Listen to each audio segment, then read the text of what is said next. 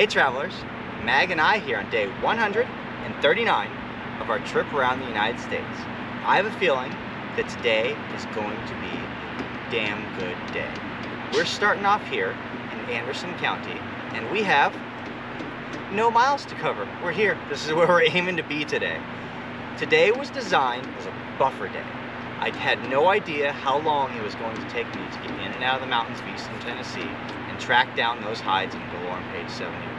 So while I thought I could do it with the day I had yesterday, I designed today as a buffer day so that if we didn't make the time I thought we would, that we'd be able to catch back up with ourselves today and skip out on some of the stuff I had on the list if it came to that. We're starting the day off with 4 dam earth caches. All of them are designed around dams, just like this one. After that, we're going to go get a few challenges, and then we're going to make our way into the Tennessee State Star Geoart. The ones that we've done till now on this trip have been all parking grabs. That doesn't look like it's going to be the case for this one. I think we're actually going to get a pretty good mix of geocaches on this State Star. We don't need the county or the page.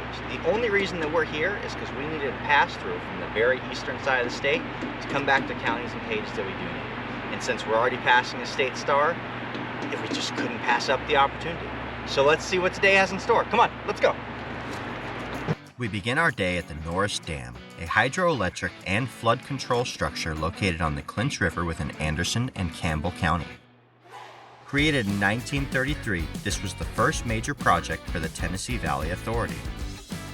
One of the first steps is to draw out this 36-inch core sample to ensure the bedrock beneath the dam is strong enough to withstand the pressure the dam would exert upon it. In addition to verifying the bedrock's strength, engineers must also determine if excessive amounts of water from the reservoir will seep into the rock, which could undermine the foundation and cause the structure to collapse. A short ways down the road, we visited the Cleark Creek Constant Level Dam. While nowhere near as grand as the Norris Dam, it still serves an important purpose by providing a constant supply of water to operate the nearby grist mill. And since there is a constant supply of water, it also provides a unique spawning habitat for trout to enter the creek from the Norris tailwater.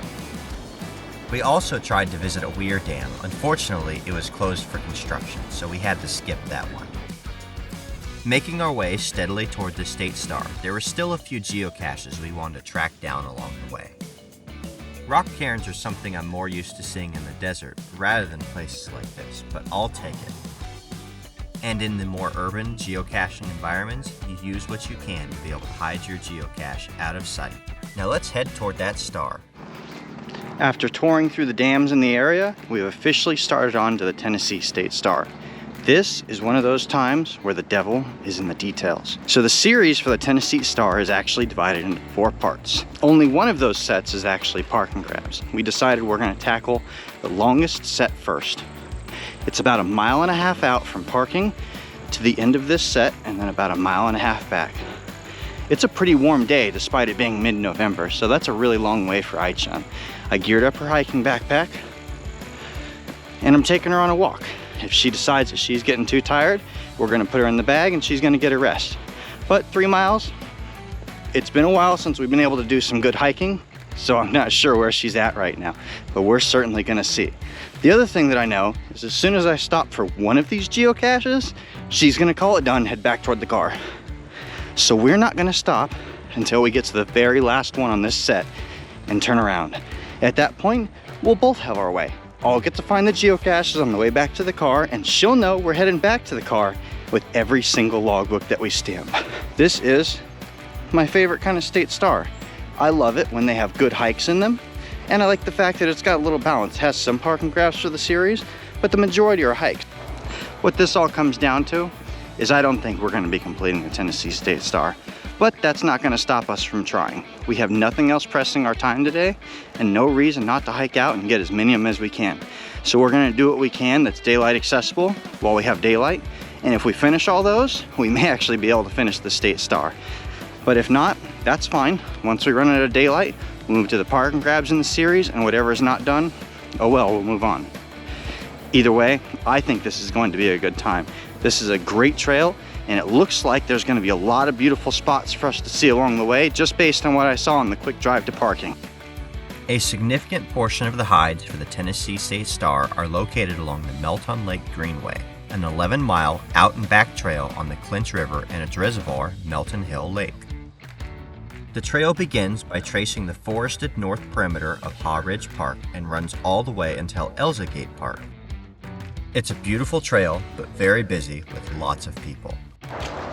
There's squirrels playing all in the woods around us. There's a pair right there. And the dog can smell them everywhere.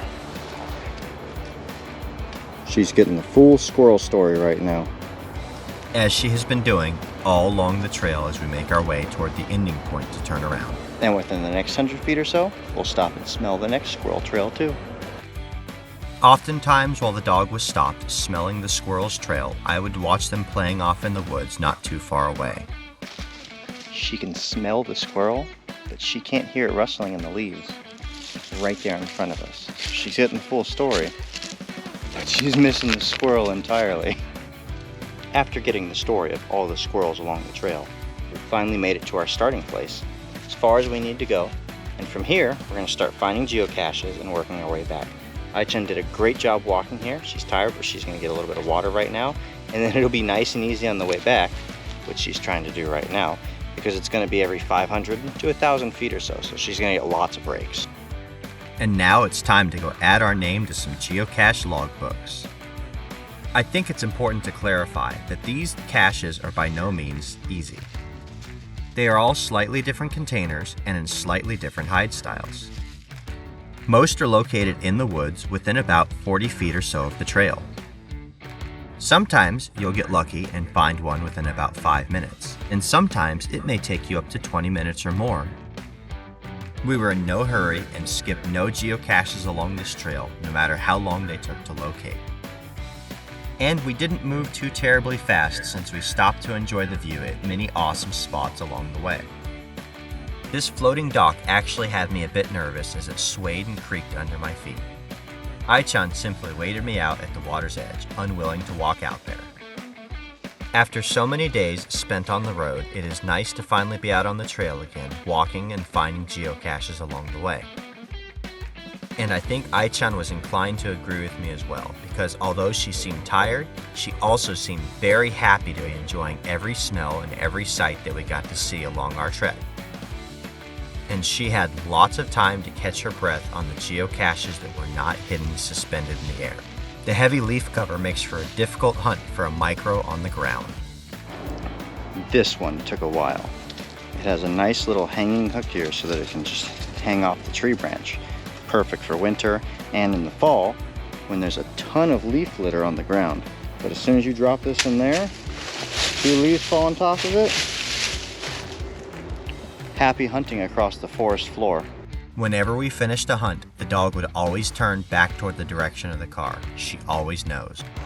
Those always remind me of foxes, with the pointy little ears and the long face. Don't you think? Sometimes, even when a geocache is hidden on the ground, it can still be easy to find beneath the leaves if it has a good beacon to guide you to it. Nearing the end of the trail, Ai-chan was beginning to slow down markedly, but she was not going to give up yet. There are just a few finds left between us and some air conditioning in the car. It's important to be patient as you scan the woods and look for the thing that's out of place. But we were happy to find that each geocache along the way was well maintained, either by previous geocachers or the cache owners themselves, meaning there was nothing for us to DNF if we were just patient enough to continue the hunt.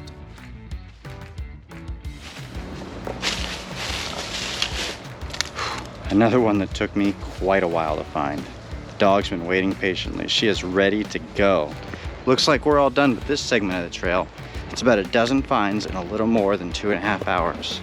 Unfortunately, the geocaching math and the amount of hiking we would have left to complete this don't add up to the path to victory. But we're having fun out here all the same. So we're gonna continue to hike on the Greenway until we run out of sunlight, and then we'll move on to those parking grabs for the evening. The next section of the Greenway trail we moved over to was even more beautiful of a hike than the first. Here we followed along the edge of the river as it twisted and curved its way moving north. This portion of the trail also parallels Melton Lake Drive, so the sights and sounds of car traffic are always close by as we hike our way along. What surprised me most is that despite having hiked over 3 miles on the first portion of the trail, Ai-chan still had lots of energy, so when I asked her to get out here with me for the second part of the hike, she was all in. She may be a 15-year-old dog, but she has more pep in her step than a lot of younger dogs I've seen. I could not ask for a better geocaching partner. And that is all she wrote for today. We actually did a pretty decent job out here working the Tennessee State Star in Anderson County. We got about 5 miles of trail time, and between the 2 sections of trail we managed to do before the sun set down and the park and grabs that we got after the sun set down, we completed more than half of the Tennessee State Star. That means when we have a future trip to Tennessee, which seems likely since my sister lives in the state, going out to do the State Star at that point will be a lot more palatable, because that's really only going to leave 1 trail section and maybe a few that we might have missed along the way. That's going to be a lot easier to sell as a day trip to whoever may be coming with me than taking on the entire State Star all at once. I'm glad that we had this day to be able to relax and get in some miles on the trail. I know Ai-chan is going to sleep like a champ tonight, and she'll be a little bit more relaxed as we get back on the road tomorrow and start sinking our teeth into some serious miles for Tennessee. Thank you guys for joining us as we hunted down one cache after another in the State Star series. We've definitely had a lot of fun out here, and we recommend the Tennessee State Star. This is a good one. It's not all park and grab, although there are some of those. It is a good series to get out and enjoy some time on the Greenway Trail and some beautiful views as you walk down it. Like this video, subscribe to stay tuned for daily updates, and we'll see you out on the trails.